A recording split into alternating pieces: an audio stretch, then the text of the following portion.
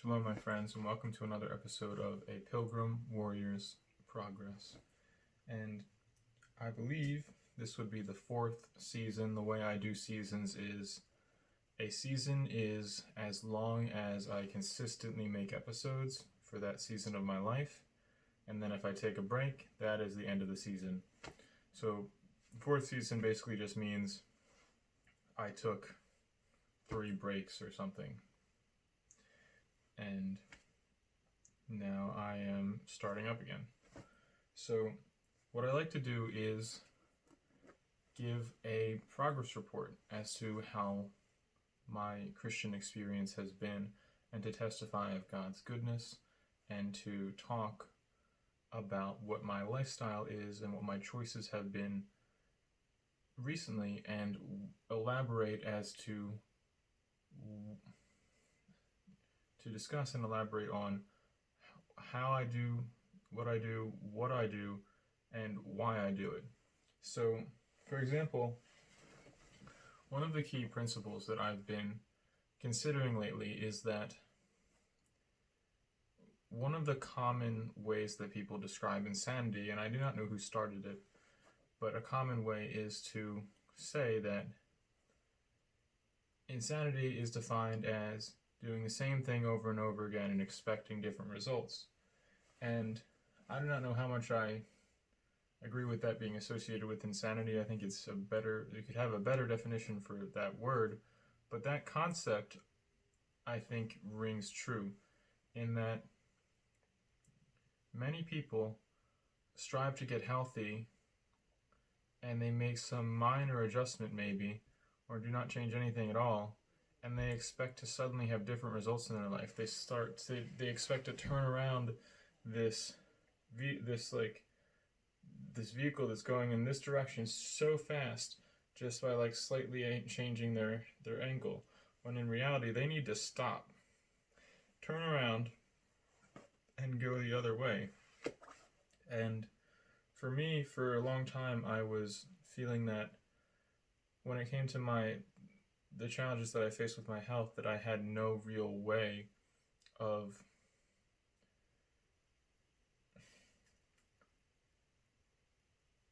just going down any sort of normal path for help, that I had to strictly do all sorts of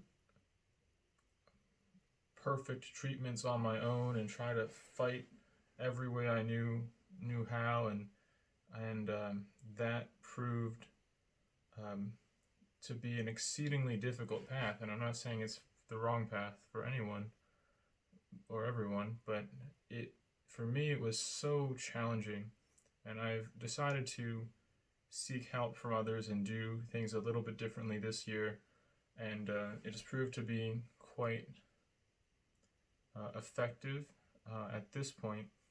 And the main plan is just to really focus on getting the minerals I need and making sure that I'm communicating well with someone who's devoted to my well-being and who can guide, and we can bounce ideas off of each other and prepare, get to come together and prepare for the times that we can expect to be challenging to come. And in a certain sense, that kind of principle is something we all can do.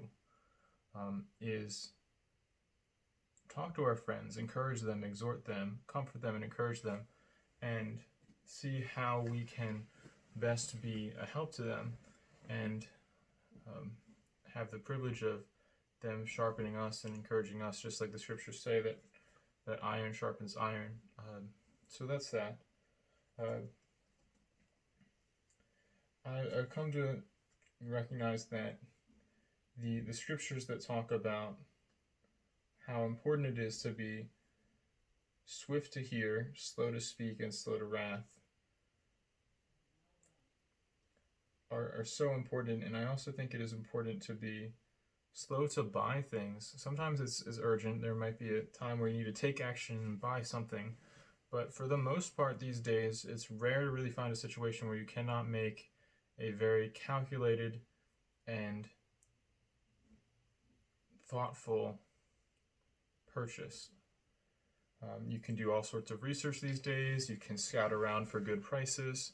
You can really prayerfully consider if the Lord would even have you buy this at this time. Because sometimes it's not the wrong thing or the wrong price, it's just the wrong time. And I found that case to be this situation myself, that I end up with some good, quality equipment to make videos, for example, but the opportunities to make those videos may be weeks or months or so away. So I could have easily saved my money for that time and gotten them at a more appropriate time. So I just encourage you to be swift to hear, slow to speak, slow to wrath, and also slow to purchase things when that's appropriate.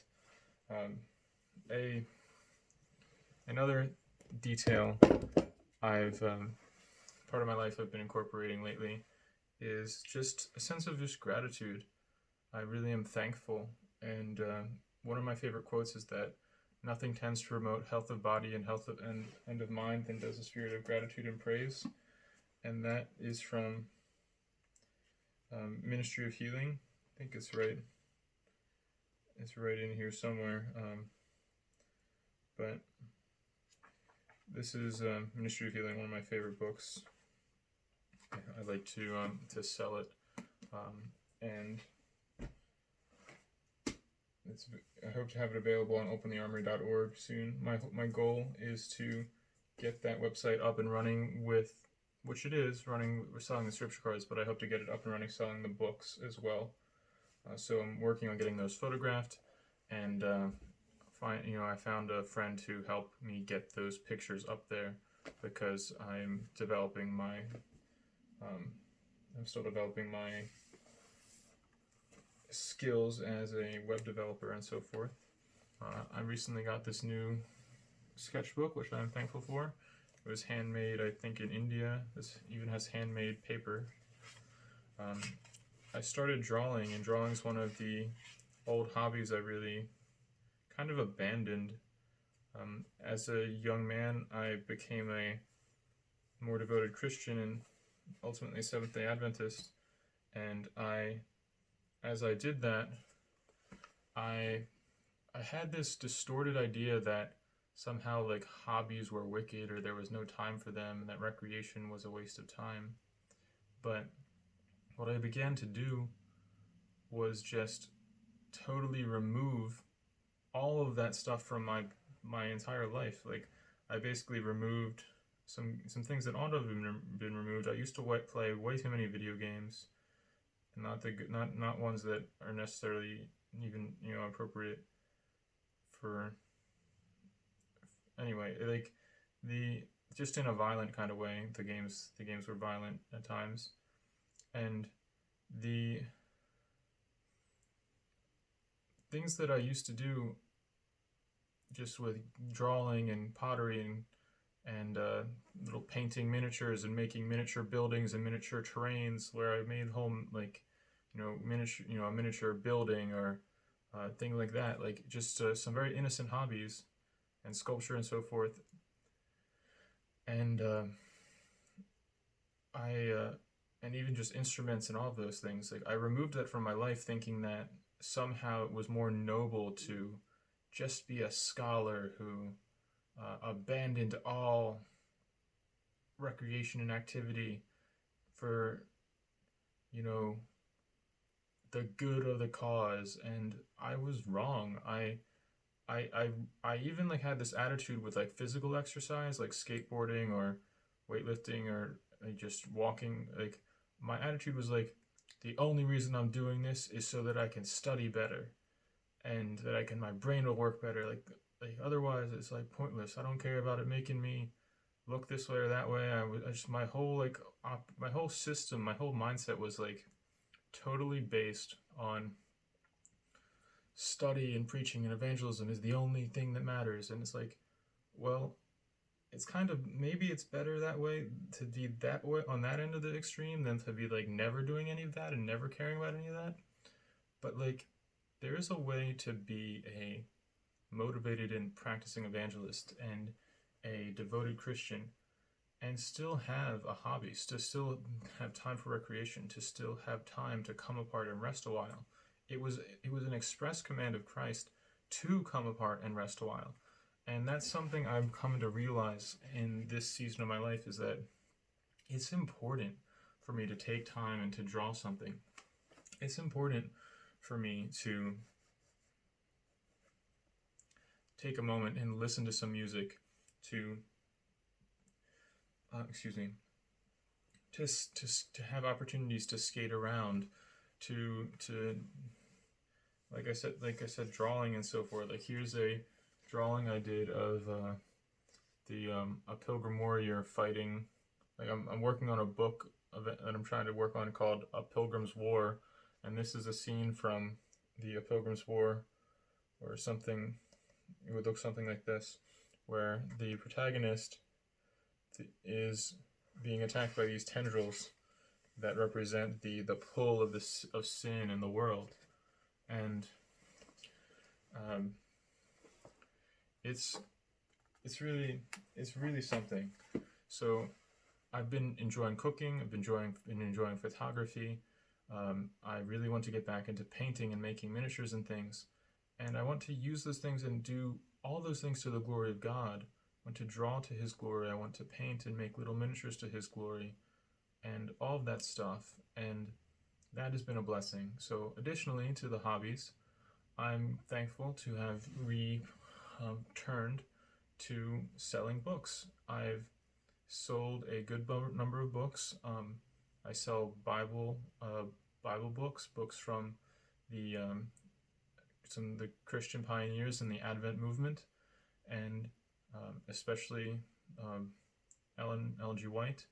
And I like to sell John Bunyan's books, and there are some Bibles, and maybe even some Christian like graphic novels and things. So please comment in the description if you're interested in any of that.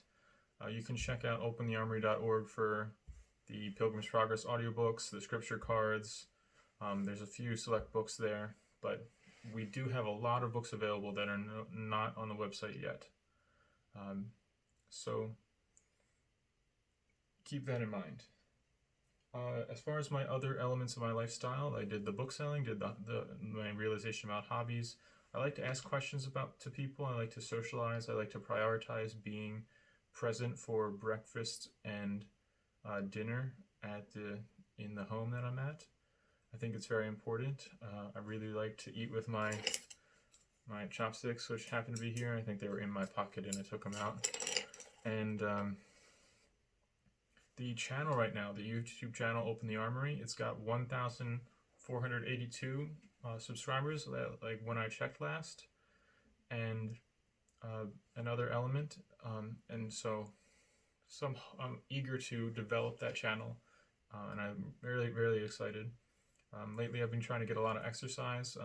At times I struggle with insomnia, and I've been doing a lot of hydrotherapy, even just aromatherapy, contrast baths, hot baths, Epsom salts, Epsom supplements. I have lobelia, which I've yet to try, but I have for that reason. And I have I just want to make sure I get like exercise to the point of exhaustion, and a few other things. I started studying on what it means to be a brother's keeper, and with these updates, I try to keep it brief and well, maybe brief is the wrong word, but I try to keep it limited to pretty concise updates about what I have been doing and what I have been thinking about, what I've been studying and what I've been meditating on, and where I hope to go. So because of that, I try not to dig deep into what exactly I try not to fill these episodes with quotes, because something I hope to do is read pages 66 through 68 in the last day events, because that is what I was reading this. It's one of my favorite passages. It talks about the essential purpose of, or it comments on committing scripture to memory in light of last day events. And I've also been reading The Upward Look. I really like making videos about that. And I've been doing some reading in the Ministry of Healing, especially the Mind Cure chapter. And as far as the Brothers Keeper projects go, it was fascinating. I found a quotation from Sister White where she talks about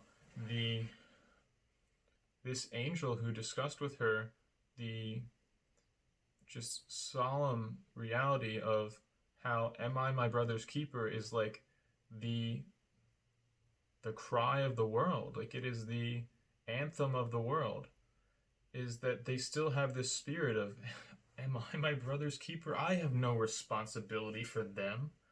And the Christian is completely contrary to that attitude. The Christian is going to go ahead and totally endeavor to love and be his brother's keeper.